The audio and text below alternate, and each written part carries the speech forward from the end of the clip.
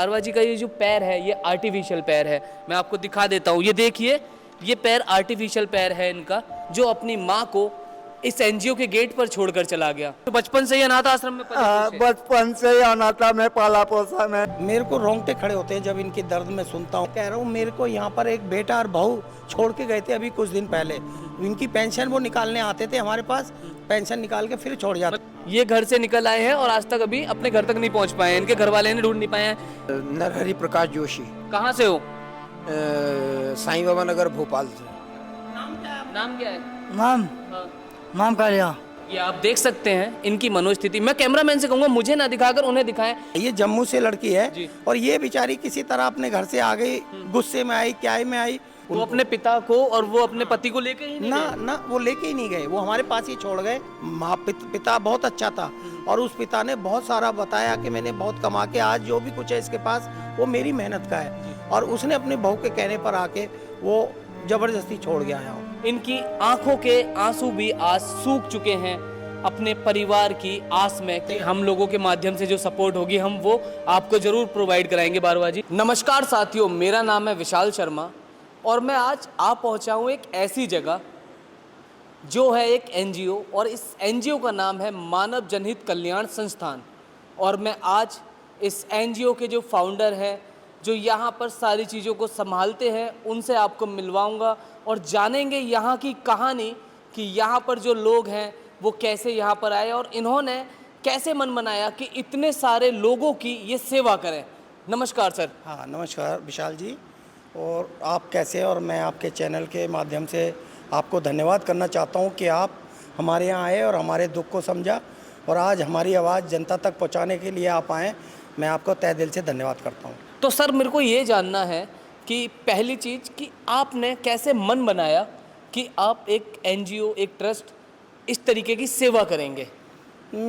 शर्मा जी, ये सब चीज़ें बचपन से होती हैं। सच्चाई तो ये है कि ये सब बचपन से ही खून में होती हैं कि भाई हमें क्या करना है, और बचपन से एक्टिविटी बच्चे के अंदर आ जाती है, क्योंकि जो माता पिता से देखता है ना बच्चा, वही चीज़ अपने अंदर आती है और उसी चीज़ को फॉलो मैं आज तक कर रहा हूँ। क्योंकि मैंने अपने माता पिता को भी देखा इसी तरह की लोगों को, वो छोटे पैमाने पे, क्योंकि उस टाइम बहुत गरीबी थी और बहुत पुराना ज़माना था।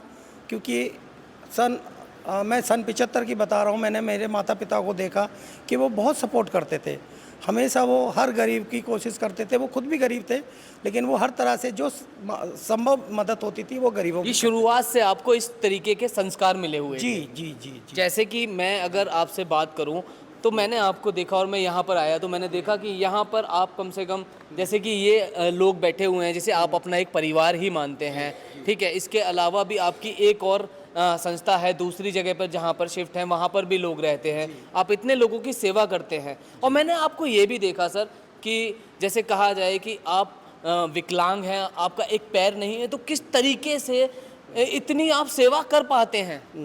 जी सर, सेवा तो एक मन से होती है और जिगरे से होती है। सेवा के लिए कोई शरीर का पूरा होना ज़रूरी नहीं है, मेरा ये मानना है।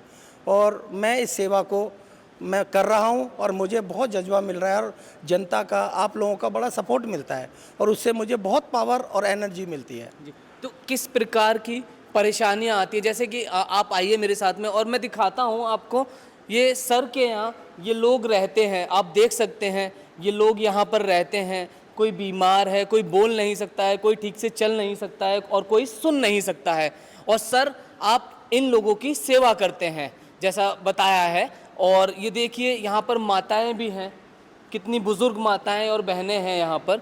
ये सर कितने समय से आपके यहाँ पर रह रहे हैं ये लोग? ये सब इनको 4-4, 5-5 साल होने जा रही हैं हमारे पास जी। और एक माता तो मेरे पास ये थी, इनको कोई हमारे गेट पे बिठा के चला गया था। ये माता है हमारी। ये माता देखिए, सर बता रहे हैं कि इनको इनके एनजीओ के गेट पर कोई बिठाकर चला गया था। बताइए इस बारे में क्या कहानी थी सर? ये हमारे एनजीओ के गेट पे कोई बिठा के चला गया। अब ये मालूम नहीं पड़ा क्योंकि उस टाइम हमारे पास कैमरे की सुविधा थी नहीं। अच्छा। और वहाँ पर बिठा के जब चला गया, जब हमारे किसी सेवादार ने गेट खोला तो माता हमारे गेट पे बैठी पाई।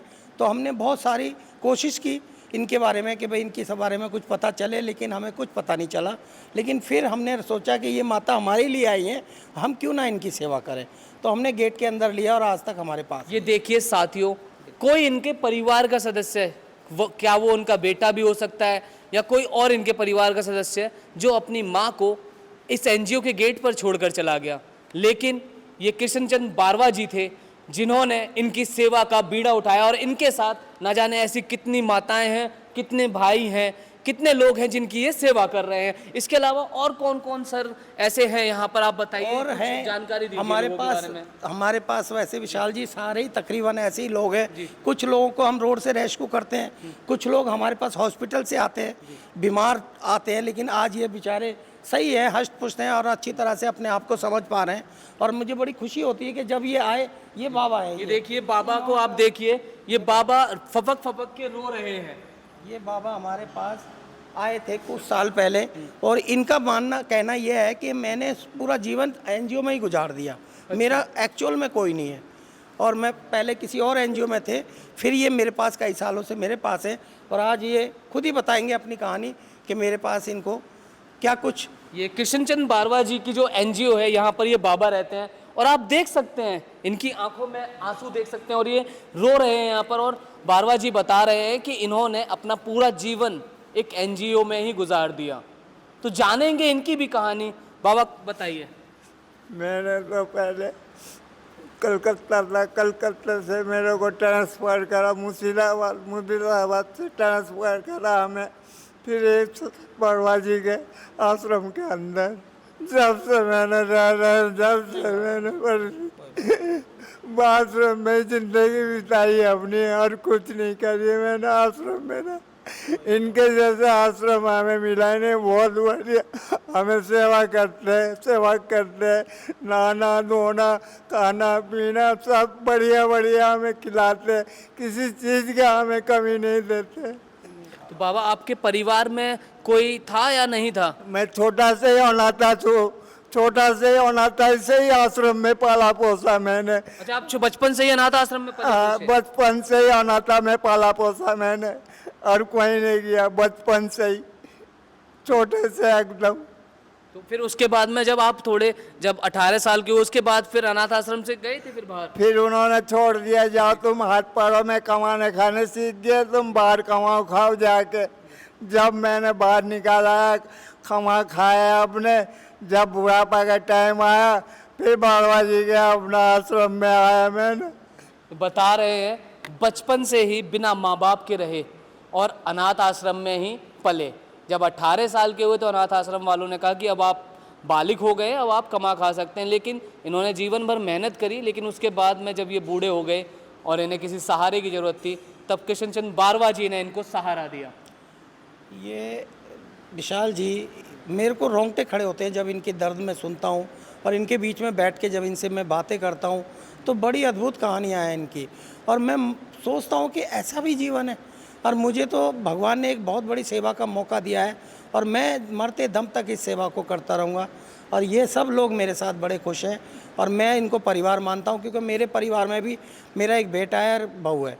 मैं भी छोटा सा परिवार है, लेकिन ये इन सब परिवार को मैं अपना मानता हूँ। जैसे बारवा जी लोग बताते हैं और ये बातें चलती हैं कि साहब किसी का बेटा उनको अनाथ आश्रम छोड़ गया, किसी का दामाद छोड़ गया, किसी की बहू छोड़ गई, तो ऐसी भी चीज़ें होती हैं। इस बारे में कुछ जानकारी बहुत हुआ है, बहुत हुआ है। कोई एक किस्सा हो, कोई कहानी हो? मैं कह रहा हूँ, मेरे को यहाँ पर एक बेटा और बहू छोड़ के गए थे अभी कुछ दिन पहले।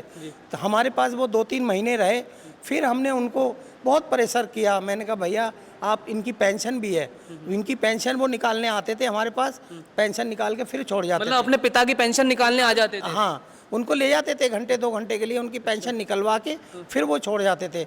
जब हमें उनका पता लगा उनके रवैये का, तो हमने कहा नहीं, आप खुद रखो इनको, क्योंकि आप इनका पैसा आप यूज कर रहे हो, इनके बेटे और आप, इनके सिवाय आपका है कौन? मतलब उनके अपने पिता का पेंशन का पैसा तो खाना चाहता है, लेकिन बेटा बाप को रखना ही नहीं चाहता, सेवा करने को राजी नहीं है वो। और बहुत अच्छे बुजुर्ग थे। फिर हमने उनको जब ज़्यादा दबाव दिया, हमने पुलिस की भी धमकी दी, तब वो लेके गए यहाँ से। तब वो डर के लेके गए? हाँ, लेके गए कि नहीं अब हम, मैंने कहा भी हम बिल्कुल नहीं रखेंगे, क्योंकि आप हैं। अभी इनमें से भी मुझे ये नहीं मालूम है, वैसे मैं वीडियो बना के छोड़ता हूँ, अगर इनका भी कोई परिवार का, और 250 लोगों को मैं परिवार से मिला चुका हूँ, क्योंकि हम लोग वीडियो बना के हर दिन की एक्टिविटी डालते हैं और उनको वो वीडियो के माध्यम से उनको टच हो जाती है परिवार को। तो ऐसा कोई एक किस्सा रहा हो कि कोई व्यक्ति यहाँ आपके पास 5-6 साल से रह रहा हो और जब आपने उसकी वीडियो डाली हो तो उसके परिवार वाले उसे ले हाँ हाँ बिल्कुल सर, अभी मैं बता तो रहा हूँ ना, धीरे धीरे 250 आदमियों की लिस्ट बन चुकी है हमारे पास। अच्छा। और उनका मेरा इंस्टाग्राम पे उनकी वीडियो चल रही है आज भी। मैं उनको दे चुका हूँ परिवार को। तो परिवार कैसे जब आता है लेने फिर? बहुत खुश होकर गए कि जी आपका बहुत बहुत धन्यवाद, आप बहुत अच्छे इंसान हैं और बहुत अच्छा काम कर रहे हैं। और मुझे भी बड़ी खुशी होती थी कि मैं उन परिवार को, जो कि 5-5, 10-10 साल से बिछड़े हुए लोग थे, उनको मैं परिवार से मिला रहा हूँ। जैसे कि मैं देख पा रहा हूँ यहाँ पर बारवा जी, कुछ युवक भी हैं, लेकिन जैसे ये देखिए इनकी उम्र कुछ ज़्यादा नहीं होगी, इनकी उम्र कुछ ज़्यादा नहीं होगी। इस तरीके से ये पीछे बैठे हुए हैं, ये भैया बैठे हुए हैं, इनकी भी उम्र कुछ ज़्यादा नहीं होगी। तो ये लोग मतलब इस कम उम्र में इस तरीके से इनकी मानसिक स्थिति हो गई या शारीरिक स्थिति हो गई, ये ऐसा क्यों हुआ? यही है कि इनकी थोड़ी सी मानसिक स्थिति ऐसी हो गई तो ये परिवार से अलग हो गए और परिवार से दूर चले गए। तो परिवार ने भी ढूंढा होगा, आज भी ढूंढ रहे होंगे वो। अच्छा। लेकिन मेरा ये मानना है कि मैं माताओं को ही नहीं, क्योंकि ये भी एक इंसान है, अगर मैं इसको भी नहीं रखूंगा तो इसको कौन रखेगा। तो कई एनजीओ में मैं देखता हूँ जी, बुजुर्गों को ही रखना है, यंग को नहीं। तो दुख तो इनका भी उतना ही है ना, मतलब जितना आप सबको रखते हैं? मैं सबको ही मैं अपना दुख मानता हूँ कि नहीं जी, आप भी परेशान हैं, आप मेरे साथ रहो। मतलब इसमें कुछ लोग ऐसे भी हैं जो थोड़ा मानसिक स्थिति से ठीक नहीं थे और वो घर से निकल आए और वो अभी तक घर आज तक पहुंचे ही नहीं। ये जो लोग हैं ना, ये 2-3 लोग तो ऐसे हैं कि ये वाकई मानसिक तरफ कौन से- कौन है इसमें बारवा जी, एक बार इशारा करके बताइए। मैं कैमरामैन से कहूंगा कि वो दिखाएं कौन कौन है। जैसे ये बैठे हुए हैं। ये पीछे ये भैया बैठे हुए हैं, हाथ उठा रखा है। ये घर से निकल आए हैं और आज तक अभी अपने घर तक नहीं पहुंच पाए हैं, इनके घर वाले ने ढूंढ नहीं पाए हैं। और कौन है? और एक ये है, ये बाबा जी एक बार खड़े हो जाइए। ये बाबा जी हैं, ये भी हैं। मैं चाहूँगा जी। कि आपके माध्यम से इनका परिवार अगर इनको मिल जाए तो मुझे बहुत खुशी होगी और ये अपने घर पहुँचे। इनको अपनी जानकारी है कुछ, कहाँ से हैं ये? कुछ नहीं बता पाते ये। कुछ जानकारी जी? मैं एक बार बात करूंगा बारवा जी, इनसे पूछूंगा। जी क्या नाम है आपका? मेरा नरहरि प्रकाश जोशी, कहाँ से हो? साईं बाबा नगर भोपाल से। कैसे आए फिर, मतलब घर से कहाँ, घर वाले कहाँ मैं हैं? कुंभ मेले में आया था। अच्छा। कुंभ मेले में मतलब गाड़ी में बैठा था, दिलीप भाई सिंगवेकर नाम के एक भाई हैं हमारे वहाँ पे भोपाल में।